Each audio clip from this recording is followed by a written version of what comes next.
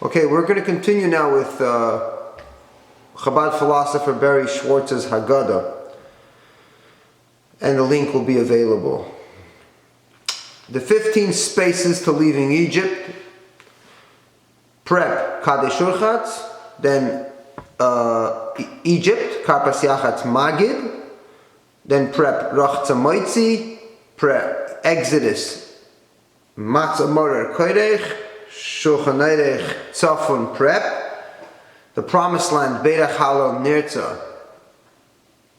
This is the chart pretty much, and you'll see it, of course, and understand it. The next stage is he's talking about matzah satisfying simplicity, and this is pretty good stuff. This is pretty definitely hard work went into this. This is not mishkababel. This is not the BS classes in Chassidus where the guy didn't understand what's mekubalim, what's philosophy, what did the Rashab write, what was the Rashab malakit from somewhere else. Of course, if you're an educated person, you can take this apart because everything is taken from this natural world. Nothing is by prophecy, I hope. The intention, okay, matzah, satisfying simplicity, the intention to create that however my life is, it works, and that I have everything I need to thrive. So let me give you a quote from the Buddhism, in terms of dealing with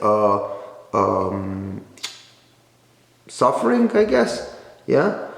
Okay, the purpose of the Buddha's teachings is to liberate oneself from suffering by understanding things as they are. So when you hear about people traveling and going to India from Israel and they're searching for spirituality, Buddhism, what is Buddhism? Of course, Buddhism has a history. It's a philosophy of a religion native to Indian subcontinent, and it came out of local shamanic tradition, whatever, in East Asia. The purpose of the Buddha's teachings is to liberate oneself from suffering by understanding things as they are. How much of this has influenced Kabbalah? How much of pantheism has influenced Baal Shem Tov? You don't need to be intellectual to figure it out. It's almost 4 a.m. here, but when you're thinking of Dovber Shwartz's HaGadah, this is freaking acid, bro. Tripping on this shit. So I want to just say that when I was a yeshiva bacher and growing older, I would reach for, I wanted meaning. I wanted Pesach to be fun. I wanted it to be meaningful. The rituals I already knew. I've done it a few years. So I had room for more. I could do the whole HaGadah Shwartz and everything else, but what now? So I went for my Maimonim. I would just take straight my Maimonim from the Rebbe, read them, pace back and forth, and I would read them until they would seep into my head. And Matzazu al Shuman, the Rebbe would just throw in whatever he has. He would mix things up. He wasn't like the Rashab, but Rambam of Teres Achsidus. He wouldn't organize it. He would have ideas, and he would throw in the Mashiach is coming, and get ready, and don't go to school, and don't plan your life, and don't go to college because Mashiach's on the way. And he would do Geula Mitzvah Shlema, and oh shit! I think I broke my glasses. You saw that? You see, you speak about the Rebbe. Shit happens. We used to always believe that the Rebbe would had some dominion over the natural world, and he was a scary Rebbe, and he had some. Like Stalin, he had spies everywhere. But the glasses is fixed again. So, back to Dovber's HaGadah, let's focus here. I'll try my best to focus, and if I don't, and you don't like the channel, then go watch Meaningful Life Center or something more deeper. Good luck there. So he has a concept where there was a guy who's a fit man, and then there's a rich man, but his health might not be the best, and then there's a guy, a regular simple Pashta Yid, who's trying to pay the bills. Remember, those 4 sons, people love to draw different ideas of it. Right? Here's the, I don't think you can get it. Nope, bad luck. So, yeah, you could get it. I think you can get it. I'm just going to be a little stubborn here because I don't want this. Okay, so he has the 3 guys, and you're going to see it on the site. And one is the man. Everyone thinks he's happy and because he's fit. And it's just great. This is a whole I'm just throwing you the samples in the cover that you can get in the link, but then you have to get it by clicking "Give it to me." So So there's an exercise in the bottom. It says, turn to your partner and declare, my life just as it is and just as it isn't is beautiful and perfect, right? When I think of it, it's unsettling. I thought I was like, I'll read Barry Schwartz's thing and I'll take it apart and I know everything and whatever. But then I was like, wow, this guy's asking me to do shit, and exactly the shit that's uncomfortable for me to do. So talking about liberation from Egypt, man, this guy is the shit. He knows what he's talking about. He knows exactly where I'm afraid to go. So tonight, it's already almost the morning. So last night, this is a Shabbos. It's going to be Shabbos morning, and I have to get ready to prepare the parsha and a whole bunch of stuff for the minyan tomorrow. But so last night I went for the meal. I went to the shliach, and I sat with a friend, and he said that he has another friend who is a gvir, camper of his, one of his campers from camp, and he says that the gvir boy is younger than him, and he's living the life, just constantly making more and more money and everything. And he says to him, I feel bad when I'm around you because I see you struggle from a 9-to-5 job and you're breaking your ass, and I'm living in luxury. And it's so hard for me to coexist with you. So I said to the guy who's not making it, not enjoying it, I said, tell your friend, whenever you meet him, you love it, you enjoy it. And I forgot the way we broke it down, but you love it, you are enjoying it. When you're not around him, life is bitter, it's marer. But when you're with him, it's chedus, because he pays the bill at the restaurant, the parties at his place is lavish, and everything's paid for, and there's drinks and everything. Tell him, when you're around him, it's beautiful. And so then he feels guilty for you, but then what happens is you lose him, because then he says, I can't hang out with you. And that's the worst thing ever. So you say, no. I'm the Sheni de Elisha, I'm the Tom, but I'm one of the 4 sons. I want to hang out. And whenever you're available, even if I don't see you in 2-3 months, I always want to have a party with you. So,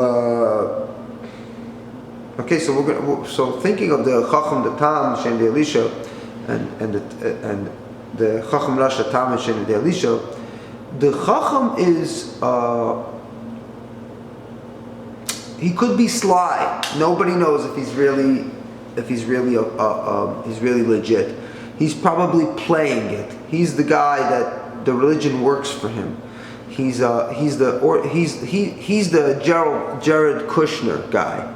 He's from a wealthy family, and he makes his wife convert to Judaism in the most modern way, but kosher, kind of like kosher based on the grandparents' belief that orthodoxy is the right way. I'm giving you an example because he's in the news and it's hard to miss, but there's so many beautiful examples where the religion works for him.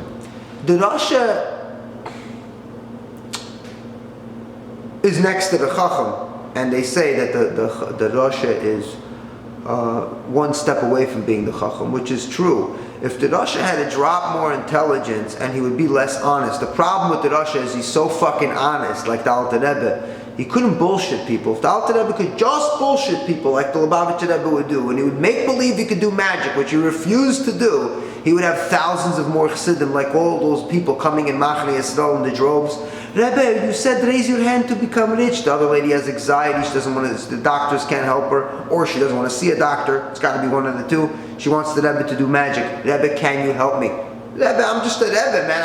I didn't do electrical engineering right, and now you're asking me to get rid of your anxiety. I don't have the medication. So he says, you have God. He was very clever. And it's true, because when she thinks about that, she has a magical man in the sky who can't help children being gassed to death, but might help her. If she imagines that, and that is a placebo for her anxiety, then the Rebbe did something. Then we can say that Rebbe did something. Tachlis. He got a rich lady to sleep better at night at her fancy bed over there on Madison Avenue.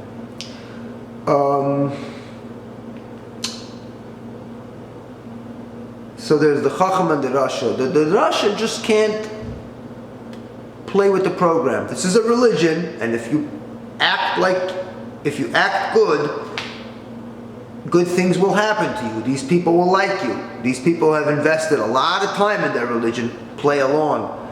Be like the Moranos. Don't get kicked out of the country. Convert. Just like Jared Kushner. What would happen if Jared Kushner would say, I'm not converting my Ivanka Trump. She's good as she is. She's a modern Christian. She probably doesn't believe in God anyway. She's not one of you idiots. She was never indoctrinated.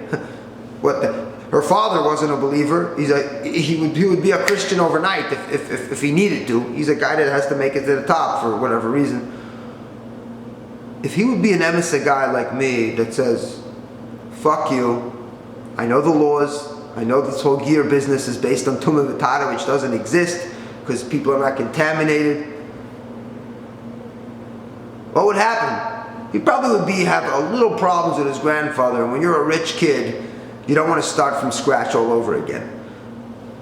So you get a beautiful girl from a rich home to convert to Judaism and get fucking shit from Yentas in Manhattan who have a problem with figuring out their own overwhelming tribalism to go into a car on Shabbos and so on and so forth. Chacham Tam, Sheinei de Elisha and the Tam, even though they don't look like they're active, and tonight our Shliach told us a few. Pshat Lachanit, nothing that I really picked up on, even though they were interesting. The Chacham and the Tam and the Sheinei de Elisha, sorry, these guys are they don't know, first of all, the Sheinei de Elisha doesn't know how to ask, and the Tam is a follower. So the Sheinei de Elisha doesn't know what questions to ask. So when you tell the Sheinei de Elisha, Mashiach is on the way, don't go to college. So the Sheinei de Elisha doesn't say, how do you know Mashiach is on the way? Because we have a list of false messiahs and false prophets. Any prophet is a false prophet. Any messiah is a false messiah. How do you know Mashiach is on the way? How do you know it's this year? The Tarniks, they believed that the year Tafresh would be Mashiach. So the halachists were always rationalists. They really never believed in any of the stuff. They understood that religion is just a code of rituals to keep people together. Halachists, like there was a guy, I got his name in a shul in Minsk, and he, dealing with the Tarniks getting frantic and people selling or going nuts because they believed Mashiach was coming in the year Tafresh, he went over to the Garden Kodesh, something that I would do. It's like a prayer that you shock the believer. And he said, I swear by the Yad Kodesh, Mashiach is not coming this year. He wasn't successful. The masses want their bullshit. And he was kicked out or laid off or something. He didn't be successful. As Rabbi Wahlberg told me about the Meshachistim in Crown Heights, he said to me in yeshiva, Olam Goylam, the masses are asses. So it doesn't take long for people to pick up and buy into something. So the good thing about the Tam and the Sheinei de Elisha in a modern context is if you're a Hasidic Rebbe and you need a bunch of people to be followers and use them as basically voting blocks for political gain, like the Skveder and these big Hasidices that are very devoid of spirituality and fulfillment, but they have a bunch of believers who just do what they're told.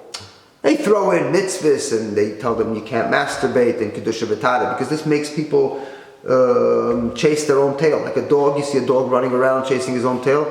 So chasing themselves and every time doing tshuva and saying more tillim for every time they have an emission of the semen, something that's a natural process in a samsara, like in Buddhism or Hinduism, the samsara is like the cycle of life, So there's a cycle of almost a vicious cycle of trying to perfect and clean your body and always going to mikveh and always davening and you're always doing it, the same shit. Every week, the same process, right? And then you end up your whole life running and chasing your tail, and it's horrible. But I've been there. I've been like that. Always purity and chasing and nonsense. And so in today's day and age, Sheinei de Elisha and Tam, they're the fundamentals. They're the gullible humans and spiritual suckers that are being played by the leaders. And who are the leaders? The leaders are the Rasha and the Chacham. Or the Rasha that is a Chacham, or the Chacham that is a Rasha. They know they're not getting any divine information unless they're delusional, right? But not every Rebbe is delusional. The Rebbe, the Lubavitch Rebbe, really heard voices. he was really, even though there was a part of him that knew he doesn't do magic, and people are asking him for magic, and he would make a smirk. If you watch the gem videos, the Rebbe would burst out on a smirk sometimes. And he would have to really discipline himself to hold back laughing at people that would pass him. Pay attention to the videos if you want to understand this. Because they were asking him for things that he knows he can't do. But then there's other Rebbes that don't have any voices in their head. They have none of this psychological visions and flashes that are coming in. But they know they're manipulating the masses. So this is the Chacham and the Rosh combined.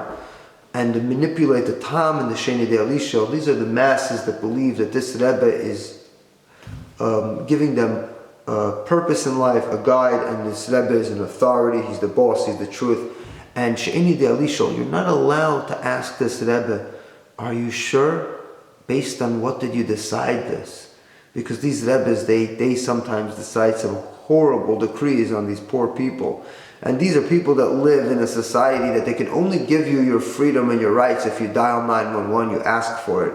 If you don't ask for it and you think you have more to lose than to gain, a free society doesn't have a solution for it. This is amazing. These four sons are genius, and what Dovber Shwartz is doing is beautiful. Touching these you know, this liberation is if you're ready. If you're ready for liberation, you got to pack your shit. When people were leaving Mitzrayim, they were thinking of going back. So there's no doubt that this liberation was, people said, you know, it's better in Egypt. They were at this place, I think in Halachic Man, Rabbi the Soloveitchik speaks about the Baal Tshuva who comes to religion and thinks it's a comfortable place. It's a place of comfort and familiarity and family, secular society. You got to be something. What do you do for a living? What? And then you come to religion and you don't have to, no one asks you, you're all the same, the rich and poor, it's all together. And he says, no, religion is not going to be that for you, and it's going to be difficult, and it's kind of like going to the sea, and before the sea splits, you have to be ready to jump in, and uncertainty, and you don't know what's going to be next, and it's not going to be comfortable. So going out of Egypt is this liberation thing. And this is why modern Jews and intelligent Jews like the Passover Seder, they like Pesach, because it's something that it's a good something to play with, and it's also and it's a great backdrop. It's a great just like I love Dovber Shwartz's HaGadah, because it's a great backdrop. You have that. It's a ground for intellectual inquiry, and it's a good place for thinking, and you can do shit with it. And that's what the story. The four sons are four sons. It's written in a time when women didn't ask questions or didn't have an education, or women didn't have much of a voice. There were selected few women, but those were the geniuses, those were the intellectuals, those were the few. Just like women who don't wear shaitels today. The women who don't wear shaitels is the Lubavitcher Rebbe's wife, the Rebbe Chaim Musya, Soloveitchiks, and some. Only the leaders of Judaism don't wear shaitels, but the masses, Nebuch, they wear it and they complain about it, and they think that because the shaitel is so uncomfortable, that proves dedication and service, that proves Mesidus Nefesh, you know, and they feel that that makes them better, Mesidus Nefesh. But you can't just throw yourself out there in Mesidus Nefesh, and, you know, Hashem says, I never told you this. When you come to Hashem, you go, I wore a shaitel my whole life and I was so dedicated, and where's my reward? And Hashem says, by you wearing a shaitel, not only did you make your life miserable, you made other people's lives miserable because they took a bad example from you. If you wore this shaitel because you needed something to sacrifice for, go look at a nurse in a hospital. That's a sacrifice. That's a care job. You did something. Who did you help wearing the shaitel? Besides that you were part of the mass delusion. You were continuing this bad example for others to live and wear a shaitel when it's not convenient, and it's pointless. There's nothing religious about it, and there's nothing spiritual about it, and there's nothing true about it. Why leaders wanted their followers to wear shaitels? Because they wanted a lot of nasty things that separate them from free people. Free people are not good followers. Intellectual people are not good followers. Seekers of truth are not good followers. Humanists and people of great empathy are not good followers. They don't stay long. They find contradictions, they find cruelty, and they say, I had enough. We need suckers, real suckers. Chedas Amiti. May you have a great Pesach. Thank you for watching.